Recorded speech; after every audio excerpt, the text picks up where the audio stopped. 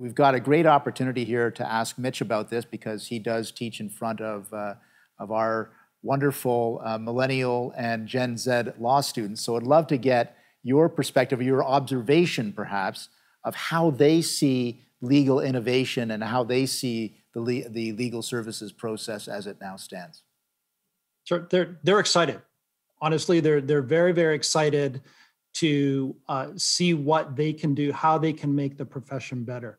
They are always astounded when they learn at how antiquated or backward many law firms are. Not all law firms, but many law firms are.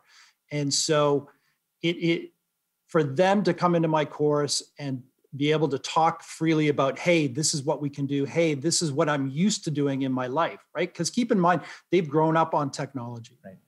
So they're one of the very first generations that grow up on technology. This is what they're used to. They see technology as a benefit. They're always looking for, how can I do something better? How can I do it faster? How can we do it more cost effectively?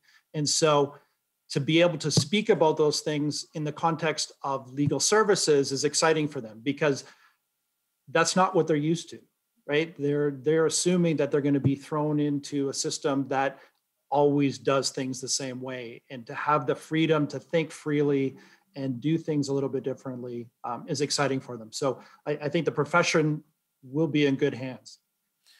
Jeff, a bit of a different question for you, and I'm just going to throw this out there. Are law firms still a good business model?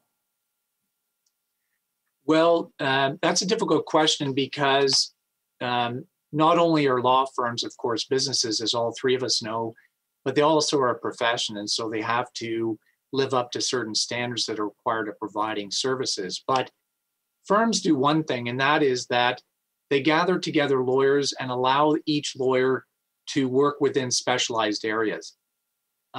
With the growth of technology and other information that's out there now, it's very difficult for anybody in any sector to be knowledgeable about every field. And so what law firms do, if they gather together the right people, is they create a critical mass of knowledge where each group has particular knowledge that can service the clients somewhat better. What you may be speaking about is there a sensible idea to be talked about law firms being engaged potentially in different structures with other professionals and so forth? And that's certainly a much more broad question and certainly needs to be discussed. We've got about a minute and a half left, so I have to split this up between you two gentlemen. Mitch, we'll go with you first. Any future for AI in this legal innovation? Yeah, I think there is a future. I don't think it's going to be something that touches every practice area. It's going to be very niche.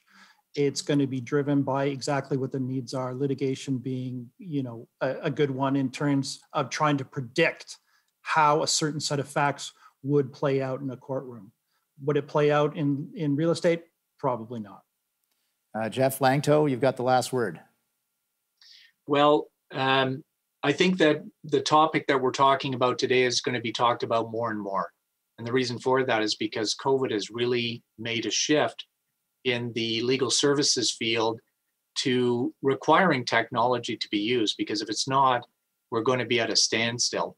And so the things that the three of us are speaking about today, I think are going to be front and center going forward in many different areas.